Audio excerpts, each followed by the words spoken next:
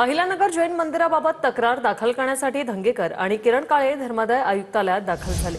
जमीन विकत घेण्यासाठी ट्रस्टींकडे सगळे अधिकार ही चुकीची जाहिरात असं धंगेकरांनी म्हटले। धर्मादाय आयुक्त कार्यालयात भ्रष्टाचार केंद्र बनलंय का असंही धंगेकरांनी सवाल विचारलाय। ट्रस्टने सांगितलं की मालकी आमच्याकडे असं धंगेकर म्हणतात। ही जमीन मिळकत जर तुम्हाला विकत घ्यायची असेल त्याचे संपूर्ण अधिकार हे ट्रस्टीने राखून ठेवलेले आहेत। ही जाहीर नोटीसच चुकीची आहे आणि ही नोटीस बोगस आहे। मी कायंदा सांगणार की पहिल्यांदा त्यांच्यावर पोलीस फौजदारी करा, कारण ह्या नोटिसामध्ये अशी कधीच नोटीस येत नाही की आम्ही विकतोय, आम्ही सगळे अधिकार आमच्याकडे ठेवतोय आणि धर्मादाय आयुक्ताची परवानगी तुम्ही घ्या।